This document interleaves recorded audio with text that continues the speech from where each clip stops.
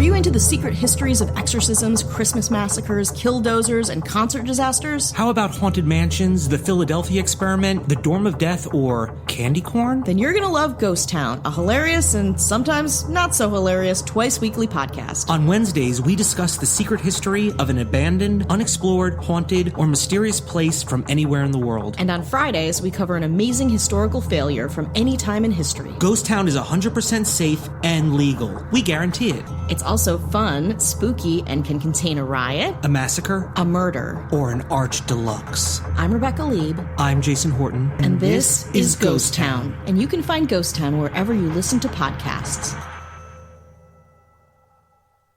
This podcast may contain content that is graphic and disturbing in nature. Listener discretion is advised. This is the story of a woman whose work in the criminal justice system has shined the spotlight on wrongful convictions in the United States. And while her work has enlightened us all, the case that inspired her efforts is one that just might haunt us.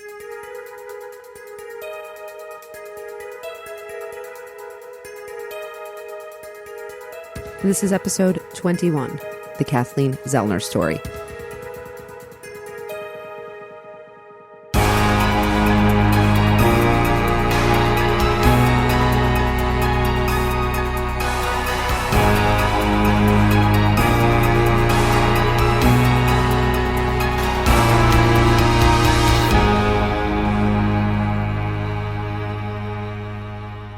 Hey, Amy, good to see you today. Hi, Meghan. Miss you. I miss you too, and I can't wait till we're recording again together. I know. Let's give some shout outs. Are you ready? My favorite part. Let's do it. I know, I love this too. Okay, first is Andrina from Switzerland. Thank you, Andrina. Andrina actually helped us with some social media stuff. She volunteered her time and made us even a little document. And she didn't make us feel old when we had no clue about half of the stuff she was talking about. I felt old anyway, but love you, Andrina. Thank you so much. We have Bailey from Illinois, and she came from listening from True Crime Obsessed, heard about us, and then came over. Oh, thanks, Bailey. And Bailey has a question for us. How often do you think the backlog of DNA testing keeps victims from justice and perpetrators from being charged, men and women? And what can we do to help end the backlog? I love that question. The answer to the first part is a strong yes. So I think the number one thing we could do is ask Congress to prioritize funding. So I've read some reports that say there's over 100,000 rape kits that are currently sitting untested. So that means 100,000 victims who have not received justice. That also means potentially 100,000 rapists who have not been apprehended. And just as bad, it could also very well mean that people that are wrongfully convicted, that are wrongfully charged of rapes, that these rape kits could possibly exonerate. Did you know something interesting, Meghan, that some labs consider backlog after a sample is not tested for only 90 days? I had no idea. Even more surprising is NIJ considers it a backlog after only 30 days. So it is interesting to think about, when does a sample become considered backlog versus, a current sample?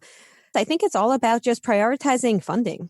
Yeah, I think one of the things that happened was that they were collecting DNA for a long time, but didn't have the technology. All of a sudden, there's the technology, but then there's all these untested kits already. So then where do you start? And so I think the backlog was a function of that and began from the beginning. And now we just need more DNA technicians, more money. It really is a funding issue. And unfortunately, it's not always easy to get funding. No, it's not. But we hope that there is funding for this issue. It's really, really important. I think we're going to see that happen.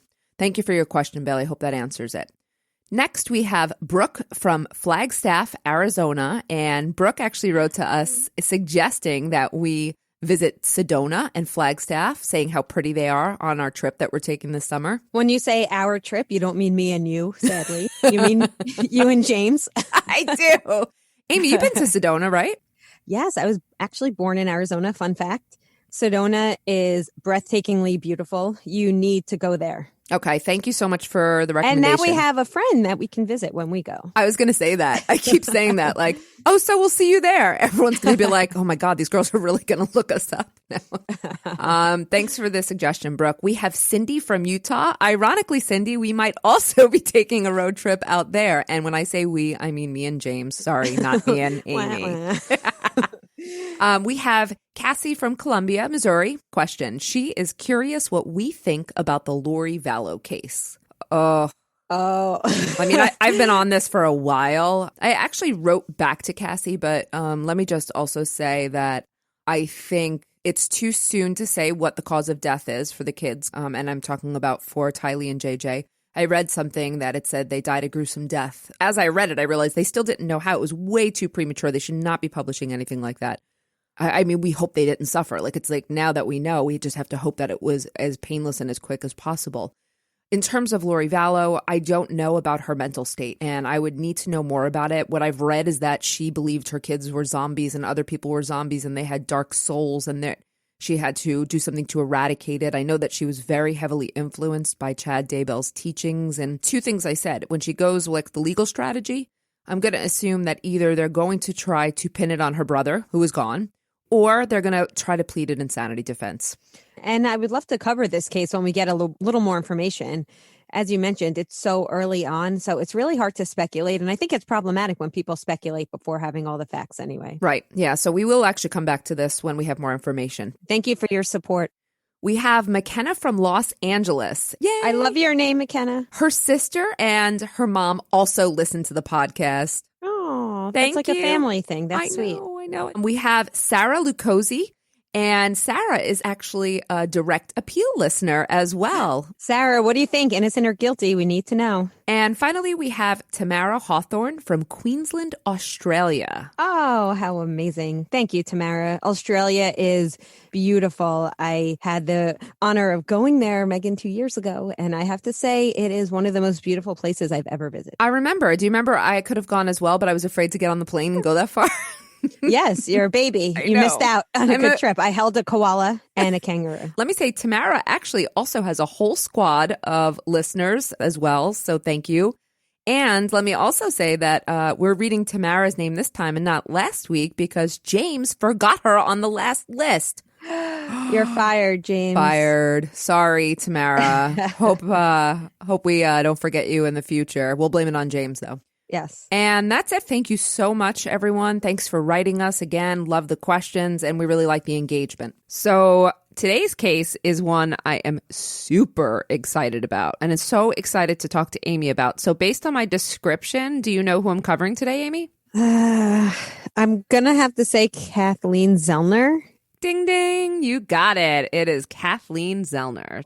Many of you might know her from Making of a Murderer, Part 2. She is Steven Avery's lawyer, and we are going to actually get to a couple of her cases and updates on the Steven Avery case. But I want to begin by giving you a look at Kathleen's background and what led her down this path to become the lead wrongful conviction attorney, I would say, or lead wrongful conviction exoneration attorney in the United States, because to date, Kathleen has 19 exonerees to her name, which is just an incredible feat.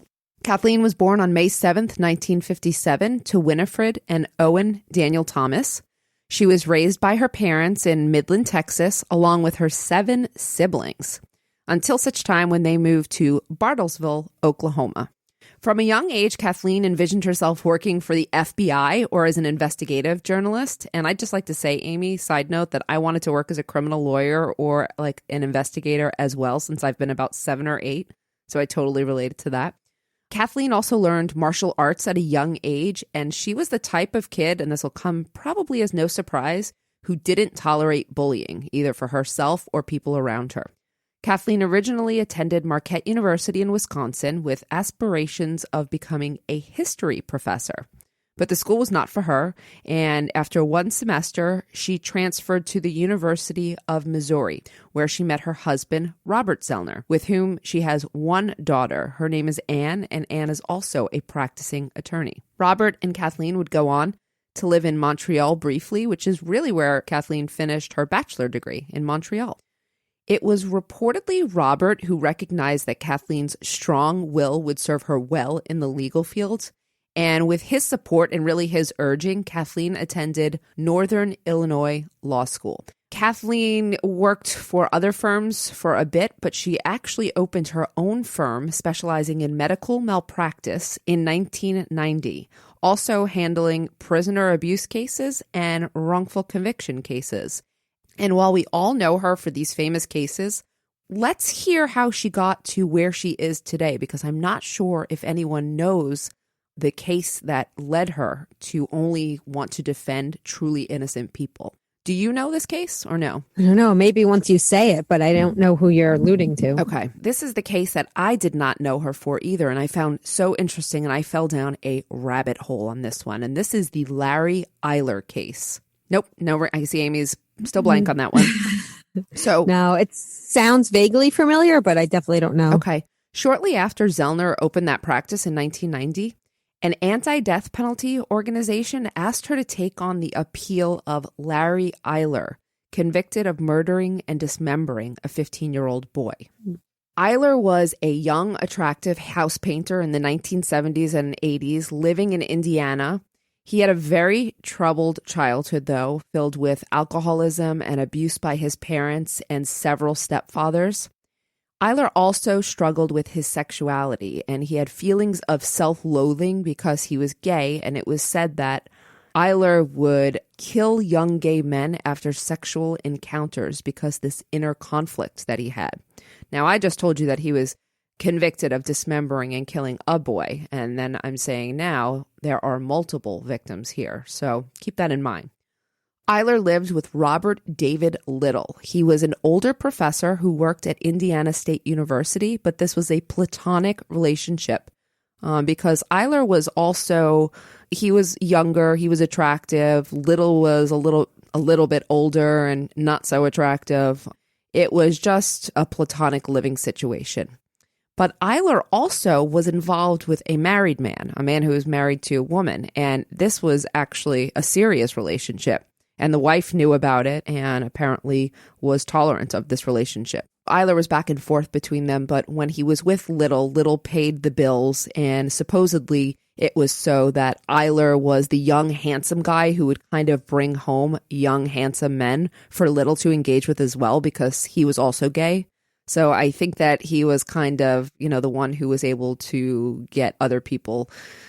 Yeah, I mean, it wasn't a great picture from the start of their arrangement, but dubbed the Highway Killer, Eyler killed an estimated 20 to 23 young men, many of whom were found near highways. He disposed of their bodies on the side of highways. Robert David Little was also charged with murder as an accomplice in at least one of these murders, but he was acquitted of all the charges and returned to his university position. When Zellner came onto the case, it was at the part where Eyler was in his appeals, and she worked hard to broker a deal with prosecutors. And at first, Eyler's family, I looked at the footage and they were, they defended him and said that he couldn't have done this and whatnot.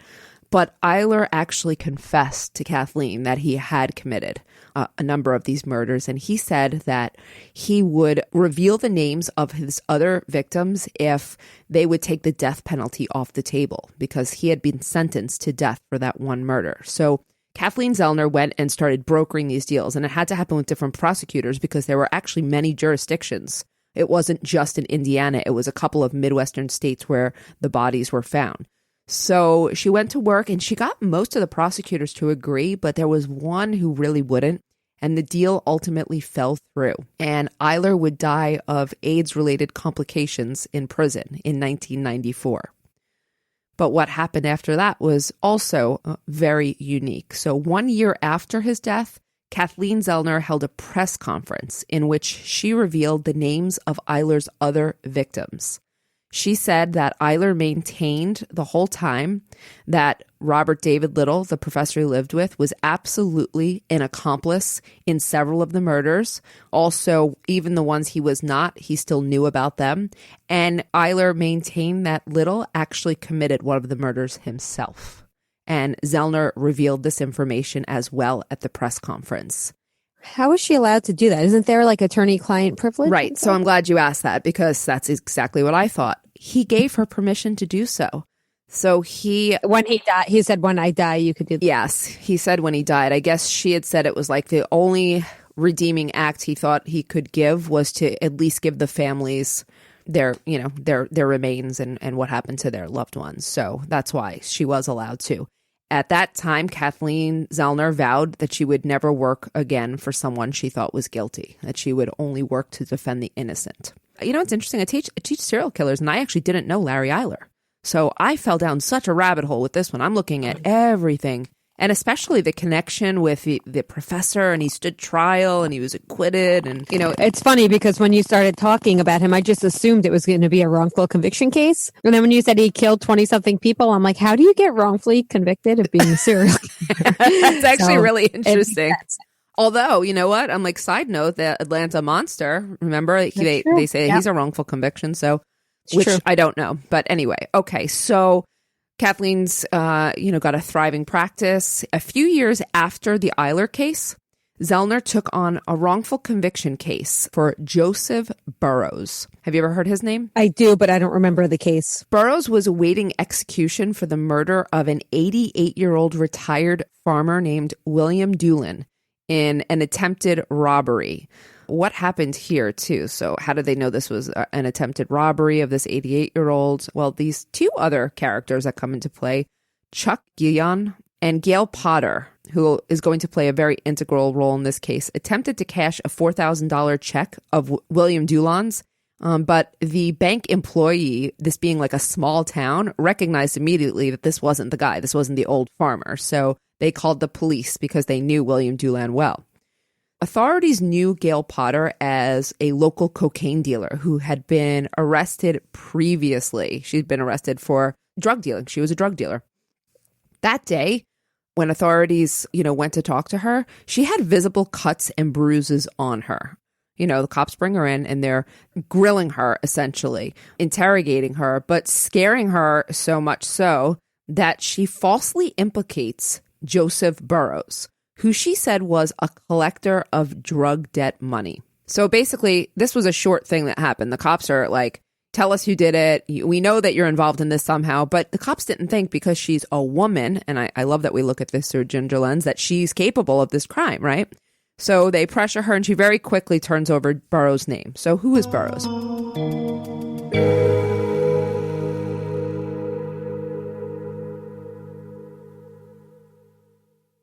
We all have a bad habit we want to change. Maybe it's less social media, less coffee, more exercise, all of the above. But without support, taking action can feel next to impossible. Talk to your therapist every day, whether you're working through something or want to stay accountable to a new habit or a goal. Talkspace Online Therapy is here to help you do just that. Talkspace has thousands of licensed therapists trained in over 40 different specialties. That includes anxiety, depression, or relationship issues. If there's something specific you want to work on right now, they will find someone that's right for you. Match with a licensed therapist from the comfort of your own home, and you get the support you need on whatever schedule works for you. The bottom line is that we all need to talk sometimes, and Talkspace wants to give us more of the support we deserve at a price we can afford.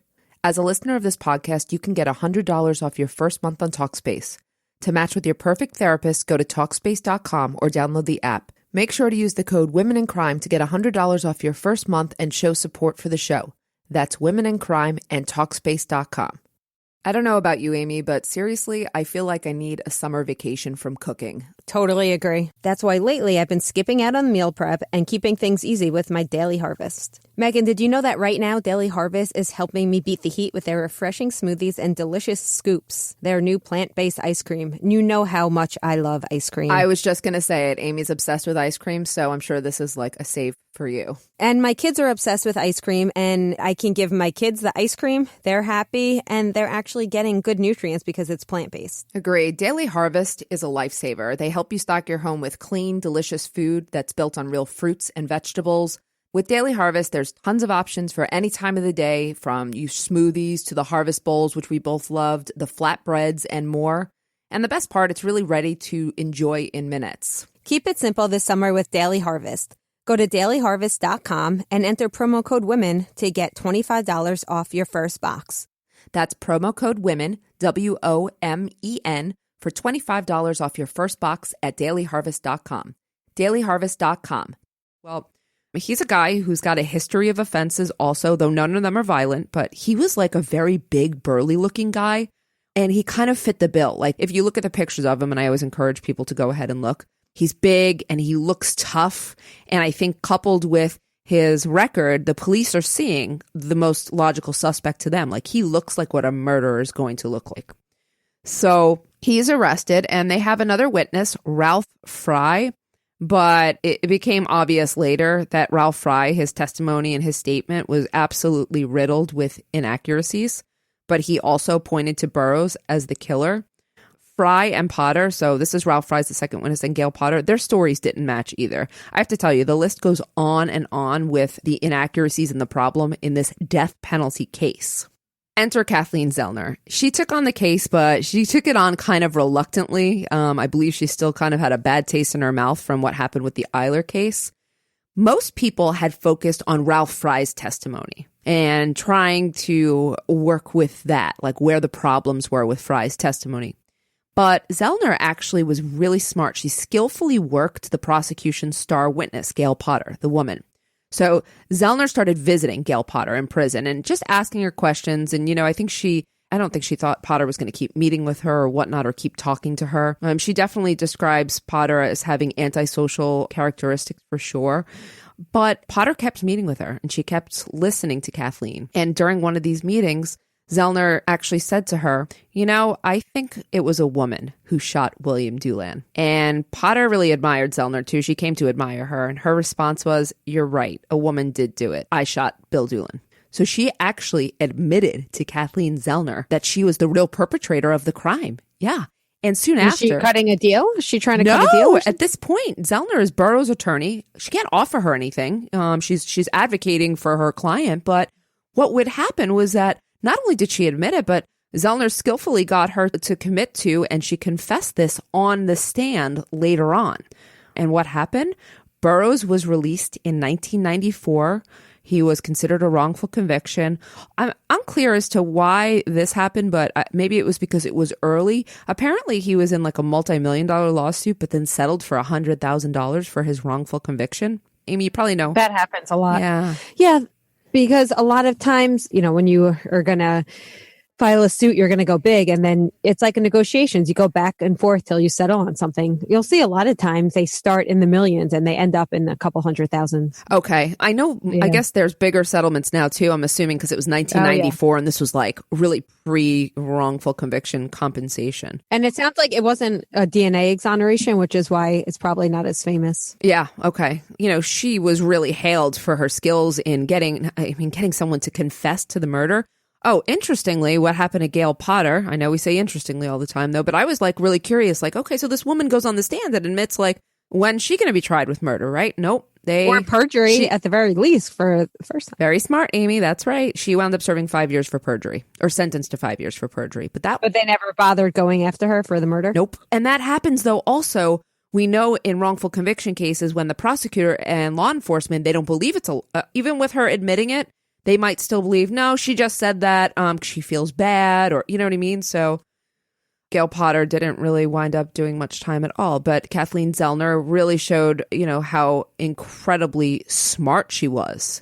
So Kathleen Zellner has gone on to represent a number of other people, but I want to talk about two more cases, the ones that maybe people know about. So the first one, another notable case of Kathleen's, is the Ryan Ferguson case. I believe, Amy, you know this one quite well. So if I get anything wrong here, I'm going to need you to step in and just correct me, okay? Sure. I met Ryan a couple of times at the Innocence Network conference. He's a very nice guy. That's right. Does he attend regularly? Yep. And is he usually a featured speaker there?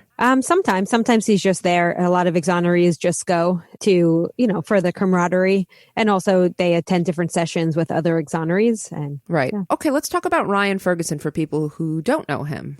At age 17, Ryan Ferguson was arrested for the murder of sports editor Kent Heithold, a man that Ryan didn't know. Kent had been beaten to death in the parking lot behind where he worked, and an eyewitness reported seeing two college-age kids outside near Kent's car. That night, Ryan and his friend Charles Erickson were in the area attending Halloween parties. Erickson had apparently a lot of drugs in his system, so he'd done a couple different types of drugs. And he subsequently became convinced that he was somehow involved in the murder. So he turned himself into the police, claiming that he had dreamlike visions of what he and Ryan had done. Ryan, when they pulled him in, did talk to the police, but he absolutely maintained his innocence from the beginning. He said, absolutely not. I was not involved. I know nothing about this. Erickson actually had no memory of the evening either, but by trial time, he had a story about him and Ryan for which he was offered a deal. His story was obviously kind of convincing at trial. A janitor also positively identified Ryan as being in the parking lot. So you have an eyewitness identification here, and you have Ryan's friend saying, yes, we did this together, a confession and an eyewitness identification, which are two of the reasons why most wrongful convictions happen, right?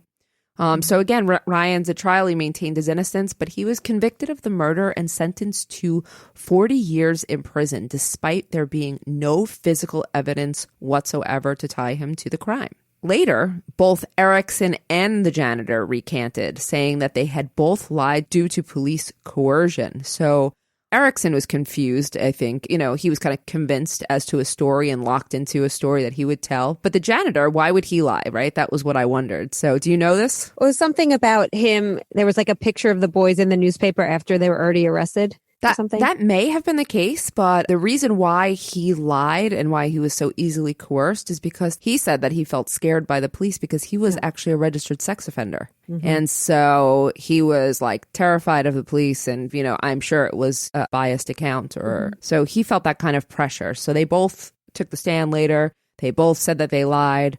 Ferguson was released and exonerated after serving 9 years in prison, maybe closer to 10 as I understand it. But I also, when I was reading some of the articles, saw that he wound up staying. They didn't release him right away. So after the testimony of these two, they got on the stand and they recanted. Zellner said she thought Ferguson would be released pretty quickly because that's usually the way that would work. But I think he was still in prison for another year or so. I think it took really quite some time. But he was exonerated, and Netflix released a documentary, Dream Killer, about the case, if you want to watch it, in which Zellner is also featured. And Ryan Ferguson goes down as one of her exonerations. Amy, you want to add anything to that? I'm not sure I missed anything. You did a good summary there, but thank you. Just something that shows Ryan's character is even though Erickson implicated him, he's actually fighting because Erickson is in prison serving 25 years right now. Actually, I think it's for lying under oath, but either way, Ryan is trying to get him out, even though he screwed him so bad. I did not know that. So I saw that Erickson, he got 25 years in the plea deal. That was the original plea deal in which he said, because he said he committed the murder too. He said that they did it together. So I had no idea that Ferguson was trying to help get him out too. So although he did the plea deal for 25, I think even if Ryan is exonerated based on the fact that this crime didn't occur that way, then that would also mean that Erickson probably is innocent as well, right? So they really, in fact, can only hold him then on lying under oath. I would think the same thing too. If he's exonerated, although, no, if you think about it this way, they could say like Erickson committed the crime.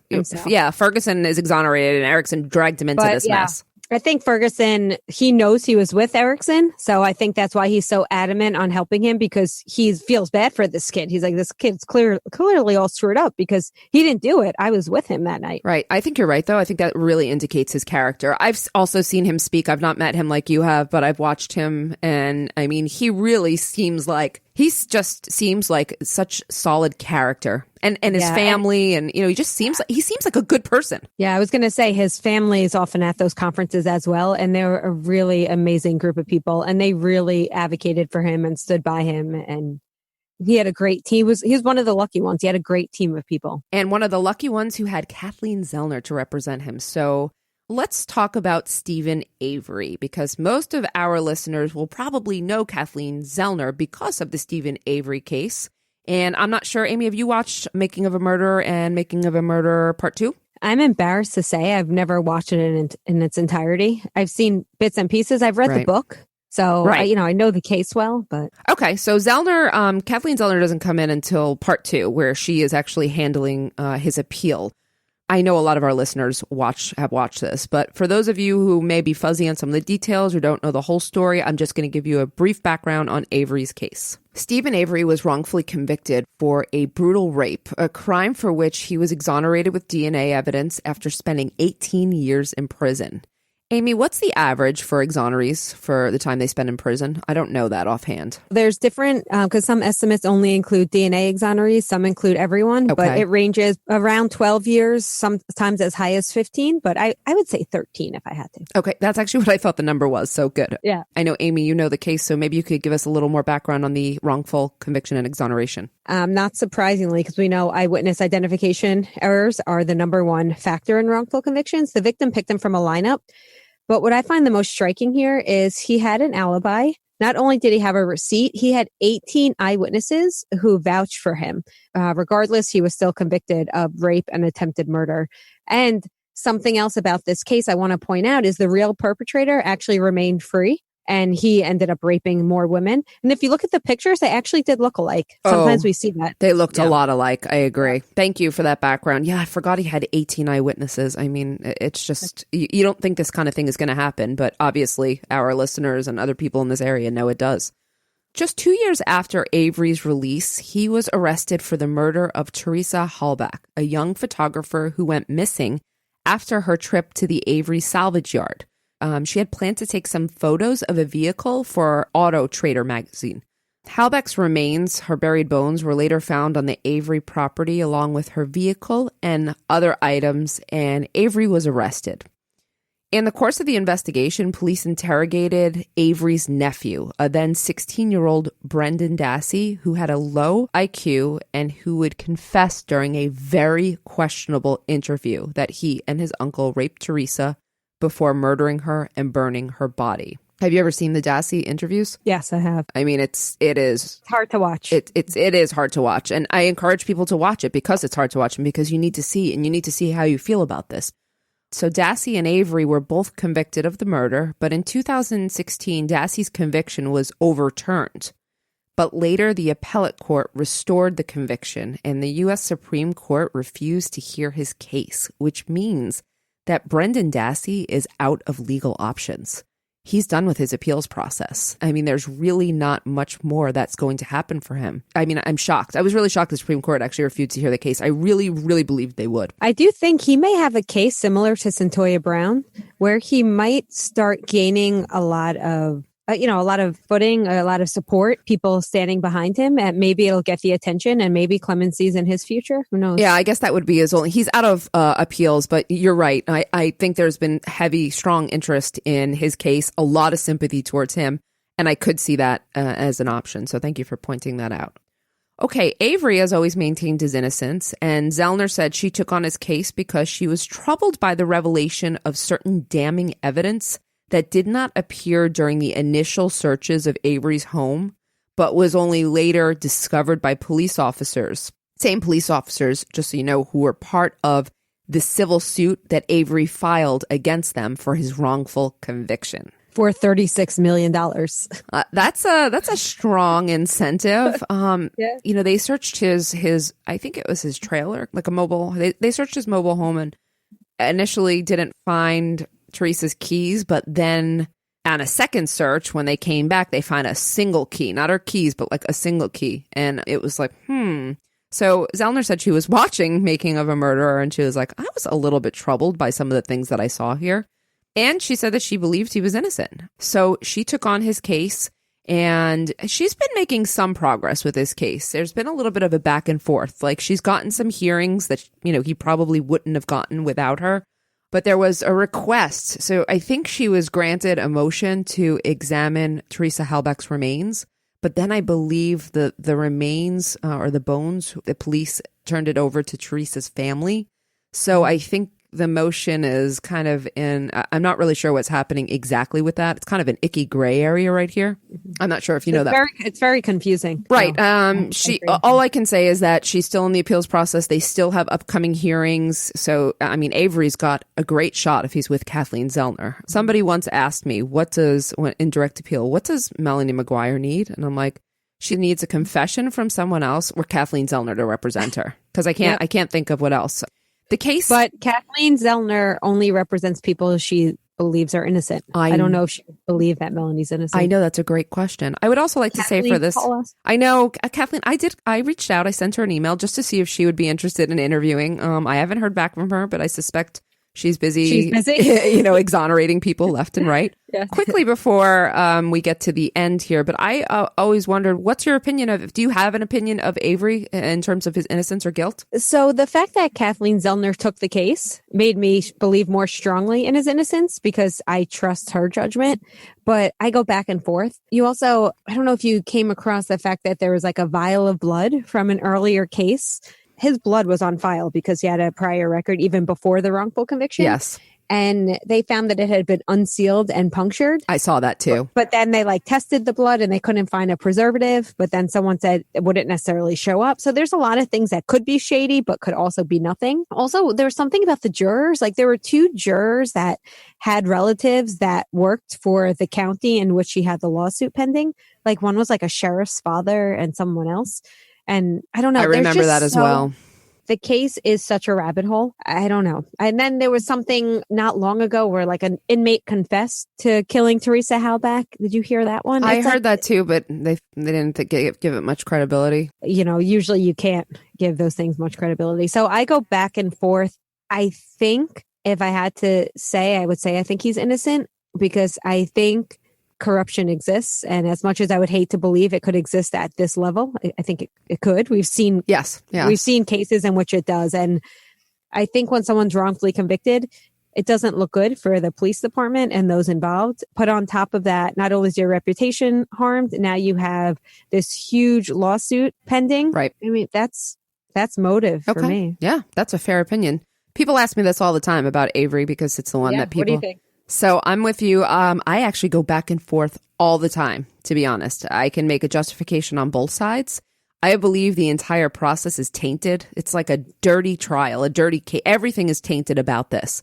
But if I had to go with, if someone was forcing me to make an opinion, I would actually go with guilty. And I'm not sure that I have anything other than just a gut feeling at the end. So the reason I also, when I go, like I said, I went back and forth a little too, is if he was wrongfully convicted for 18 years, I did some of my research on the effects of those who are wrongfully convicted. Yes. And individuals who are wrongfully convicted, obviously we could talk for hours about what that does to an individual. Mm-hmm. So it doesn't surprise me when exonerees end up committing crimes because of what they're dealing with. Right. But it's rare that they commit a violent crime like that.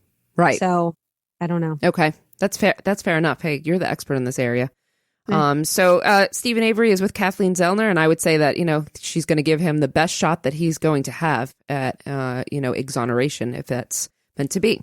I will just sum up with a couple things. If you look at how many awards and the recognition she's gotten, it's a long list. It makes you feel like shit about yourself. Huh? It makes me feel very underaccomplished. She's the only recognized trial attorney to win 5 multi-million-dollar jury trials in under 1 year. What? That's correct, 1 year. And she was kind of blasé about it. I saw something that she was kind of well, everyone was ready to go to trial. I kind of just had to do it. And that's how it happened. She's been named top 10 attorneys, one of America's greatest lawyers, top 100 trial lawyers, person of the year in 2014 by Chicago Lawyer magazine, most influential women in the United States, and the list goes on and on. Kathleen Zellner is a rock star. And I hear that she is a lovely person as well. Emily Nestor met her in an airport. Did you know that? No, I didn't. Are you kidding? Can you imagine being a true crime podcaster and seeing Kathleen Zellner? I mean, I don't want to say this like this, but I would die. I mean, my heart would stop. I don't think I could contain the excitement, but...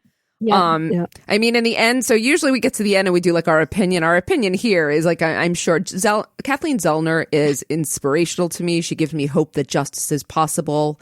But even so, it's so difficult. And I think Zellner's got a real tenacity. I mean, she's really special. And I really hope that her work inspires other young attorneys to trailblaze with her. And Kathleen, if you are listening, please call us if you ever come to New York. We'd love to treat you to dinner. Oh, please make our dreams come true, Kathleen. Thank you so much for listening. And I hope you enjoyed the episode. We'll see you next time. Thanks, Amy. Thank you, Meghan. Women in Crime is written and hosted by Meghan Sachs and Amy Shlosberg. Our producer and editor is James Varga. Our music is composed by Desert Media. If you enjoy the show, you can get access to ad-free episodes, exclusive AMAs, and other bonus content for a small monthly contribution through Patreon. To find out more, visit patreon.com/womenincrime.